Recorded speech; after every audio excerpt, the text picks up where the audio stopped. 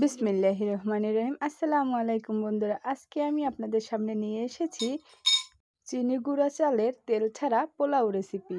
তাহলে শুরু করা যাক আজকের রেসিপি। প্রথমে আমি চালটাকে খুব ভালোভাবে ধুয়ে নিয়েছি। এবার এর ভিতরে দিয়ে দেব পরিমাণ মতো লবণ। তেল ছাড়া পোলাও স্বাস্থ্যের জন্য খুব ভালো আর খেতেও খুব সুস্বাদু। এবার আমি এটার ভিতরে দিয়ে দেব স্বাদ মতো লবণ আর দিয়ে দেব পরিমাণ মতো পানি ও লবণটা দেওয়া হলে এবার চুলায় বসিয়ে ঢাকনা দিয়ে ঢেকে দিতে হবে। যাদের গ্যাস্ট্রিকের সমস্যা আছে তাদের জন্য তেল ছাড়া পোলাওটা খেতে খুবই ভালো এবং এটা খেতেও খুবই ভালো লাগে। পানিটা ফুটে উঠলে ঢাকনাটা সরিয়ে ভালোভাবে একটা চামচের সাহায্যে এটাকে নেড়ে দিতে হবে। চারপাশটা খুব ভালোভাবে নেড়ে চেড়ে আবার ঢাকনা দিয়ে ঢেকে দিতে হবে কিছুক্ষণের জন্য। 5-6 মিনিট জাল করে নেওয়ার পরে যখন পানিটা শুকিয়ে যাবে তখন আবার ঢাকনা দিয়ে ঢেকে দিতে হবে। অল্প কিছুক্ষণ ঢাকার পরে আবার এটা ঢাকনাটা সরিয়ে এটাকে খুব ভালোভাবে নেড়ে নিতে হবে যাতে চালটা খুব ভালোভাবে সেদ্ধ হয়ে যায়।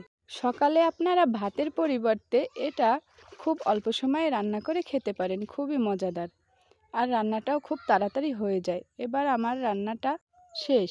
এবার এটা খাওয়ার জন্য নিয়েছি একটি বাটিতে 2টো ডিম, পেঁয়াজ কুচি ও স্বাদ মতো লবণ। এবার এটাকে ভালোভাবে মেখে চুলায় একটি প্যান বসিয়ে এর ভিতরে দিয়ে দেব তেল।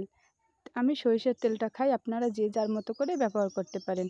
তেলটা গরম হওয়ার পর এর ভিতরে ঢেলে দেব আগে থেকে মেখে রাখা ডিম। তেল ছাড়া পোলাওটা ডিম ও ভর্তা দিয়ে খেতে খুবই মজার লাগে। আপনারা চাইলে বিভিন্ন ধরনের ভর্তা দিয়ে এটাকে খেতে পারেন। আমার ডিমটা ভাজা প্রায় হয়ে গিয়েছে, ডিমটা উল্টে নিয়েছি। ডিমটাকে 2 পাশ খুব ভালোভাবে ভেজে নিতে হবে। ডিমটা ভালোভাবে উল্টে পাল্টে ভেজে নেওয়া হয়ে গিয়েছে। ডিমটাকে আমি উঠিয়ে নেব। এবার আমি আজকে তেল ছাড়া পোলাও খাওয়ার জন্য ভর্তা করে নেব। আজকে আমি বানাবো আপনাদের জন্য শুকনো মরিচের ভর্তা।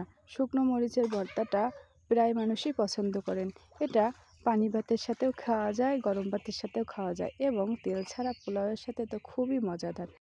ডিমটা ভাজা প্রায় হয়ে গিয়েছে। এবার আমি ডিমটাকে উঠিয়ে নেব ও একটি কড়াইয়ে আবার দিয়ে দেব অনেকগুলো মরিচগুলোকে খুব ভালোভাবে ভেজে নিতে হবে।